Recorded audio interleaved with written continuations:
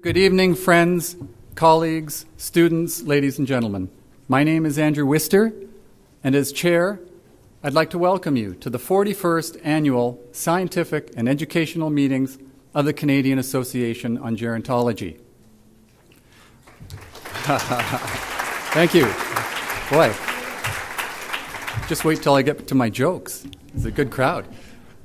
I would like you all to stand and receive the platform party, and remain standing throughout the national anthem, which will follow.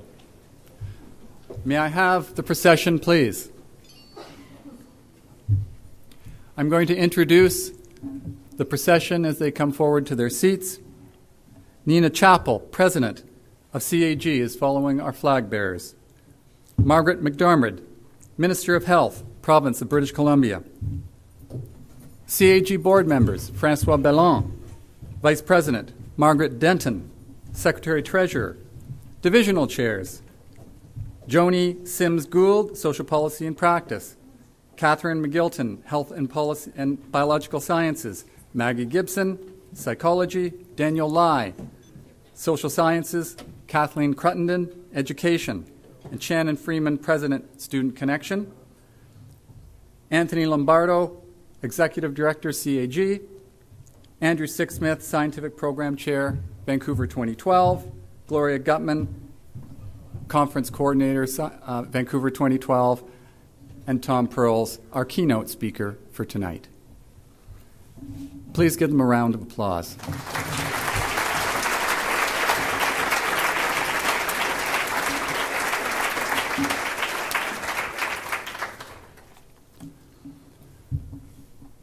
May I have O Canada?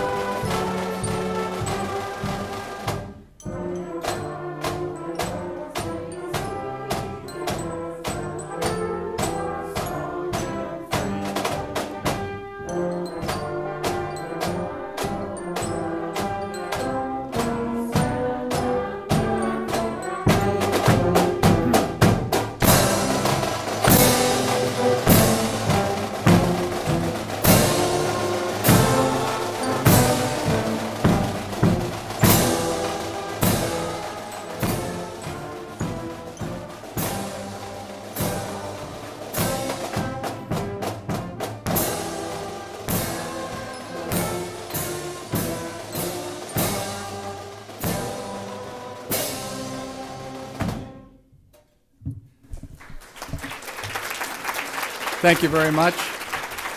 You're going to be introduced later to the Vancouver Navy Veterans Band. I would like everyone to sit, get comfortable. You would have kept standing if I didn't say anything, I know that.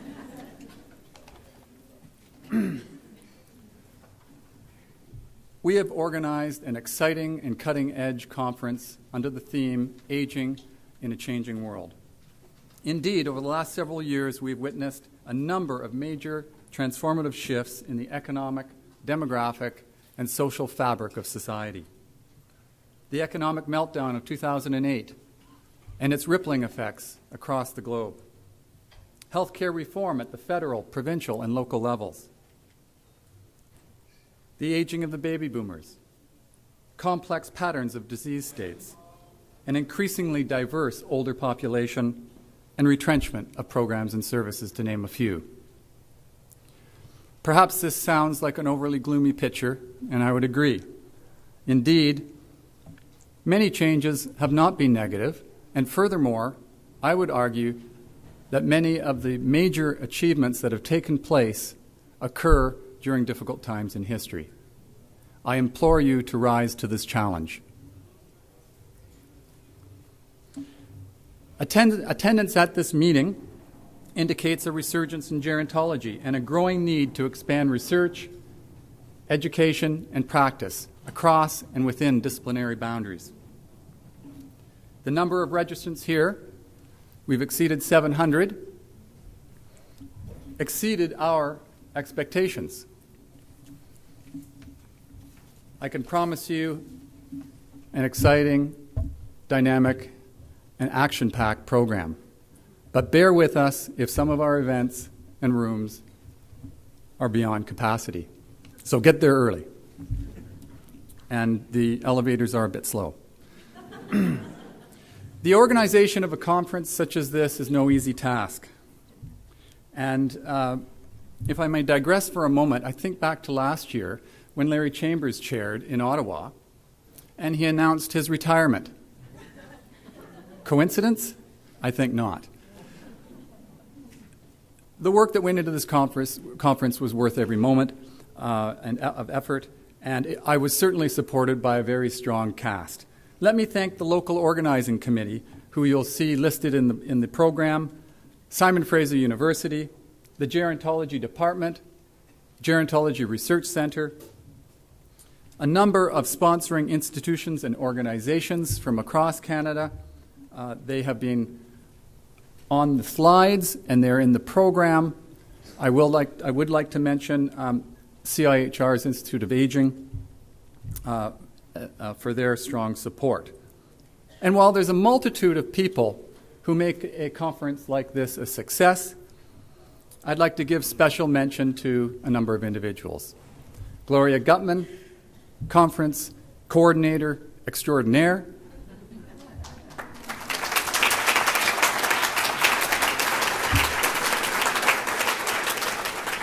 Anthony Lombardo, Executive Director of CAG and his staff.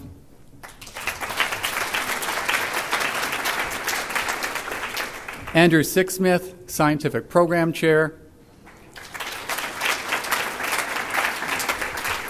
Barbara Mitchell, with special mention of Lillian Zimmerman, Social Program.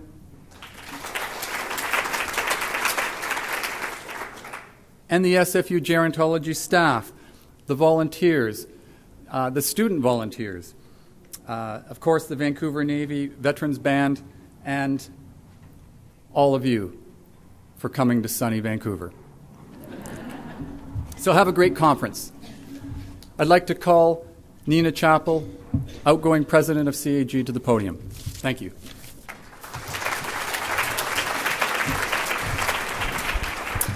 Thank you, Andrew. It's my pleasure to welcome you all to the 41st annual scientific educational meeting of the Canadian Association on Gerontology, to what I was going to say is beautiful but wet Vancouver.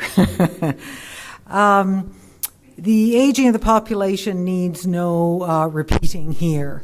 We all know it's happening. Those of us in gerontology have known that it is happening and has been happening for a very long time. But there is now a recognition in various quarters of the society that we didn't have before, which, as far as I can tell, sort of started when the first of the baby boomers turned age 65. The baby boomers receive a lot of attention because, of course, we're going to swell the ranks of older adults in the years to come. But baby boomers are also the caregivers to those who are elderly today and have been elderly over the past decade. So we carry with us a special dual interest in the aging of the population. It's not simply that we are going to be older adults, but in fact, we see what it is that those who are elderly today who are going through as we look after our aging parents. So the role of the Canadian Association on Gerontology could not be more important than it is today. I want to recognize and thank Andrew Wister, Chair of the Local Organizing Committee, for putting together a stellar program, he with his colleagues who he has already mentioned. But it is up to us, all of the participants of this conference, to make it a true success. And by the turnout here tonight, I'd say we're making a darn good start. It's my pleasure to introduce now to you the new Health Minister for British Columbia, Margaret McDermott. She's only in the portfolio she's been in it for just over a month. But she certainly is not new to politics. She was elected MLA for Vancouver Fairview in 2009 in a general election. She's previously served as Minister of Labour, Citizen Services and Open Government, as Minister of Tourism, Trade and Investment, Minister responsible for Intergovernmental Relations, Minister of Education, and Minister responsible for Early Learning and Literacy. It's not clear to me why she's taken so long to get to the health portfolio, though, because, in fact, she was a family physician for 23 years. Please welcome Margaret McDermott.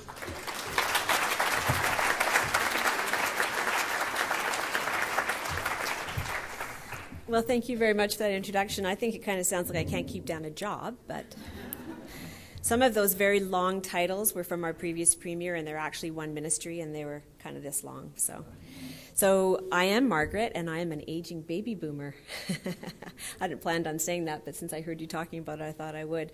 I want to really warmly welcome you. Now, my notes say that I am officially opening the conference, which seems a bit crazy. It seems to me that it's really open already. But I do want, on behalf of our government and on behalf of Vancouverites, to really warmly welcome you here. There's lots and lots to do here in Vancouver, regardless of the weather. It's a beautiful city, and I do hope you'll have a lovely time. Certainly looks like a fantastic conference that you have to look forward to over this evening and the next 2 days. So you have many people speaking with you who are erudite and knowledgeable in the field of gerontology. And I am going to tell you a little bit about some things we're doing here in British Columbia. And I'm keen to do that, but the people who work with me often give me pretty big speeches, and I often don't really use that much of the speech. And what I thought that I would like to do this evening, although I really do want to tell you a little bit about some things that are happening here in BC that I think are just wonderful, I wanted to start out by telling you a story. And what I wanted to tell you about was from back when I was a family doctor in Trail, which is a town about an 8-hour drive, if you go the speed limit, about an 8-hour drive east of here. In the 90s, Yes, in the 90s, when I first started working there, I started there in 1989, but early in the 90s, a woman walked in to see me, and she was in her 90s. She was about 50 years older than me, and she said, Dr. McDermott, I need a new doctor. My doctor's retired, and I thought I'd like to have a lady doctor. She said, I've never had a lady doctor, and I thought there's some things that I have going on that you might understand, and so would you be my doctor? And I thought, I'd love to be your doctor. So we started a doctor-patient relationship that lasted a little over a decade. So this lovely woman lived to be 104, and that, of course, is because I'm such an excellent doctor. Truthfully, there's a lot that goes into that, but let me just tell you a little bit about her. She lived in her own home until very close to her death. She had a brief illness and died in hospital, but up until then, she lived in her own little bungalow. She had a beware of dog sign in the window, lest anyone try to break in, because people in the neighborhood knew she was older, and when you walked in, you saw a little China dog by the door, so she had a great sense of humor. And how she taught me a lot, as many of my patients did. So to begin with, she was quite mobile, and she was able to come into the office for her appointments. But as time went on, she got a little bit more frail, and especially in the wintertime, I would make house calls. She had terrible arthritis, very painful arthritis, and was reluctant to have aggressive medical treatment. So she suffered a lot with it, but she really managed. She tried acupuncture that helped her quite a bit. She was willing to try some different modalities. She was widowed at a very young age, spent far more of her adult life as a widow than as a married woman. She had 2 sons, and they both predeceased her, which is a terribly difficult thing for someone. But in spite of all of this, she really had this most positive outlook. And she would come in, or I would see her at home, and she would say, Dr. McDermott, I just feel I have so much to be grateful for and so much to be thankful for. As long as she was able to, she gardened, she walked. In fact, on her 100th birthday, she walked down to the grocery store to to do a little shopping. She wasn't able to get home on her own, though, because they gave her 100 red roses for her birthday present, so she had to have some help to get home. As time went on and she became more frail, she got some help. She had house calls from me when she needed them, and fairly regularly. She had some home support, some home nursing care, and she had wonderful neighbors who came and did her garden, and a very loving family and friends, I think, from her church. And between all of those people, the pharmacy would deliver medication. Between all of those people, so some were government supports, but some were very clearly not-for-profit and community supports. Those things all wrapped around her to help her to stay in the home of her choice until close to the end of her life. So I'm telling you this story partly because I love talking about her. She really was an inspiring person about how to age gracefully, and I like to think I've absorbed the lessons from people in my practice, but also partly to illustrate what is important. We have these demographic realities in British Columbia and right across Canada and around the world, and I would never describe them as a problem. I know in my notes it talks about opportunities and challenges. I would just say, here are the facts, here's what's happening, and what we are doing in BC goes to my illustration, which is how can we and how are we going to help people to age in the home of their choice? And part of it is most definitely a provincial government responsibility, not only with the Ministry of Health, but within many other ministries. Part of it is municipal responsibility, and I think you have heard or will hear about some of our age-friendly projects that we've got going on with municipal governments. And part of it is going to be family, friends, extended family, and not-for-profits and volunteers and all those kinds of things, that it's really a collective, and that's how we will do well going forward. You'll hear about lots of other things, too, I know, over the next couple of days. People from BC will be wanting to brag about things, and we're kind of like that. Although I'm from Saskatchewan, I'd just like to go on record. But I did want to just briefly talk about the research, and I know that that's a very important part of for many of you who are involved in this field of gerontology. We do feel that we are leaders in research and innovation, and we have got fantastic research going on in many areas, but we are really proud of Simon Fraser University and the University of Victoria in particular. Simon Fraser is the only university in the country that has a gerontology research center and a fully developed teaching program. Very important. Things that are happening at the University of Victoria Center on Aging, I hope you'll hear about some of them.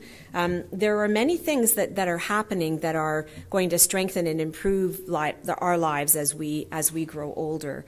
We have the UBC Brain Research Center, and there's lots of work underway looking at ways to reduce the suffering and the cost associated with diseases and injuries of the brain. So certainly research related to dementia, but also to diseases such as Parkinson's disease and ALS and MS. I talked a little bit about projects and things that we have underway. We are really committed to helping seniors to remain in the home of their choice, but also to be active and as independent as possible. You already know this, but people who are older, in their older years, are continuing to be entrepreneurs. They are volunteers. They're contributing to communities in many ways. But sometimes there are issues such as how do you get from point A to point B, and there are things that we can do in our communities that will make that easier, things like transportation. Providing volunteer opportunities and making sure that we don't forget about this amazing talent pool that we have. We have a partnership here in BC with the United Way and delivering a program called Better at Home. And I was talking with some people earlier about my experience in the 90s when governments, I think across Canada, made some changes and started providing less supports for people at home, saying the services like housekeeping and those sorts of things were not health services and shouldn't be coming from the health budget. Didn't happen everywhere, but certainly happened to some degree here. And we're realizing now that sometimes with just a little bit of support, people can stay in the home that they choose to be in. Maybe not the original home that they lived in their adult life, but maybe somewhere nearby if they have some help and some support, rather than transitioning to a place that may not be as good a choice for them. Early this year, the previous minister released an action plan, a seniors action plan, and there's a lot to this plan that we'll be rolling out over the next number of months and years, but things that have already happened, we have expanded our after-hours palliative nursing service, and I hear that is really making a difference. We've established a new seniors healthcare support line. One of the things we heard is that we've got great services, but people can't figure out what they are and where they are, and that many older people aren't as hooked in online, and it's not as easy for them to access and find out where services are. So we're trying to do a much better job of that. I lastly want to just briefly mention a phrase that I'm sure no one will say here while you're deliberating over the next couple of days, and that is the silver tsunami.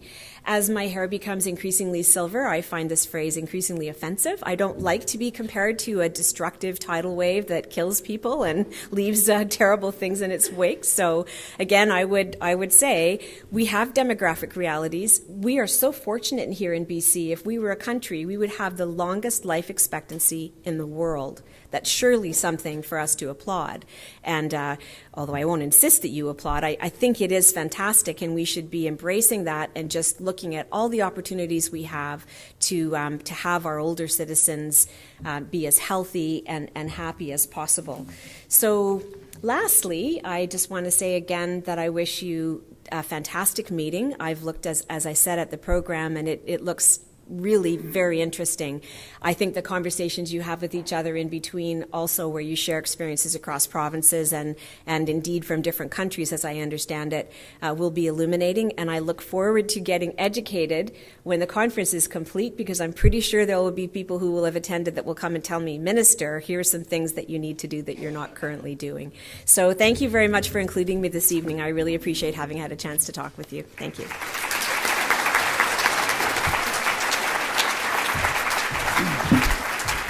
Thank you, Minister.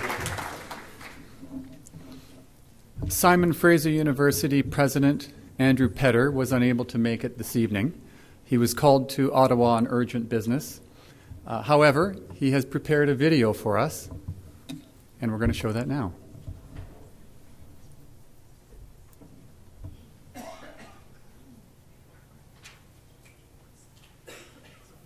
Good evening.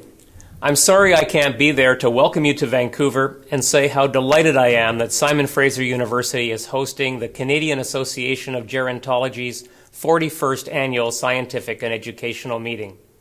My congratulations to the organizers, especially the chair, Dr. Andrew Wister, and conference coordinator, Dr. Gloria Gutman. This year's conference theme, Aging in a Changing World, speaks to issues that are both timely and important. That's not just because of the demographic shift, not just because aging is now of personal interest to the dominant population of baby boomers. It's also because of how much aging itself has changed. For starters, it didn't used to take so long. When I was born in 1953, I was not expected to survive my 67th year. At that time, people might have looked at someone with my color of hair and concluded, rightly, that I was in my twilight years. Now I'm told, white hair notwithstanding, that I have a better than even chance of making it past 80. And that's good, because I have a lot left I'd like to do. And in reviewing your program, I'm further cheered by the fact that your discussions go beyond studying and documenting developments relating to aging in a changing world. They also focus on research and strategies directed to changing the world in which we are aging. That focus makes it all the more appropriate that SFU is hosting this gathering.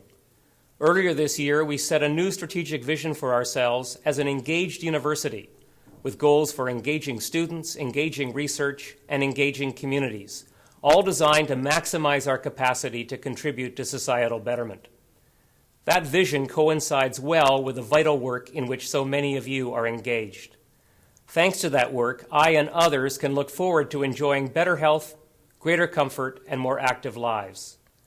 So I do hope you enjoy your time in Vancouver, and I wish you every success in your deliberations and your continued efforts to change the world. Thank you, President Petter. I would like to call Jack Lee to introduce the Vancouver Naval Veterans Band. And then they're going to play two pieces for you.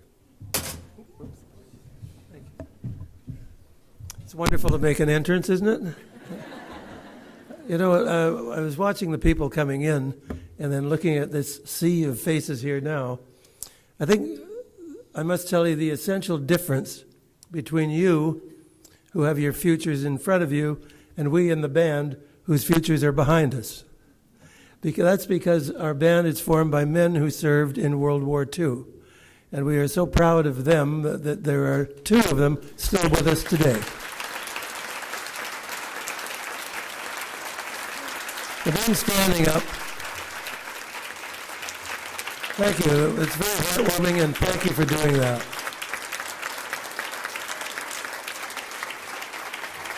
While you're applauding, I think you might give them another round after this, because I want to tell you about both of them. First of all, Sid Thrussell. Sid, will you just raise your hand again? Sid was a teenager in 1940. He was aboard the Empress of Scotland because of World War II, and he was bombed and strafed off the coast of Ireland by a German Focke-Wulf 90. And he was a young gunner because although it was a passenger ship, they did put lots of guns on it. Well, Sid missed the bullets. He said, "I don't know how close they came, but I could sure hear those tick, tick, ticks as they passed." So he came very close. And speaking of that, we all know that wars and the attrition that takes place. I want to tell you now about Ted Shale. Ted, can you stand for just a sec? Ted, very good timing from both. Ted in World War II was aboard, he was in the latter years of the war, and he was aboard the HMCS Ontario, one of our cruisers. But he had two cousins. And by the way, Ted and his brother, who's with us today, and his son Glenn, his brother Don, are all related closely to the Terry Fox family. I think they're first cousins. But anyway, Ted had two cousins that were torpedoed and lost in the Mediterranean. Fast forward now to the 80s, and Ted and his wife were going to do a cruise of the Mediterranean. Well, Ted got the longitude, the latitude, and the minutes of where his cousins' ships had gone down. And when the cruise ship passed, and he went to the captain of the cruise ship, gave him these coordinates, explained what it was he wanted to do, and the captain said, "It would be our pleasure." When they came to the first destination, the ship slowed, and it came to almost a halt, and Ted put a poppy in the water. And he did it again for the second ship. It just shows you the pathos, the feeling that all of us have, I think, as Canadians. And that is why all of us who are much younger, a little bit younger, are in this band. Let's give them one more round of applause.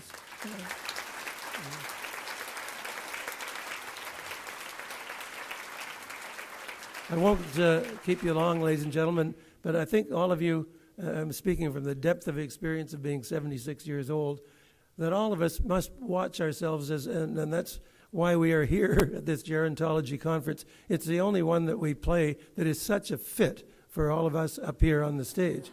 And we have to thank the persistence of Gloria Gutman for ensuring that we were here again this year. But I would like just to say this, that when our band plays Heart of Oak, and when our band plays the other anthem, the sub-anthem of Canada, Maple Leaf Forever, we're not just remembering those who are lost, but we are remembering what our country is and our future. And for that, we thank you for what you are doing and the interest you've shown here tonight. And God bless. Thank you.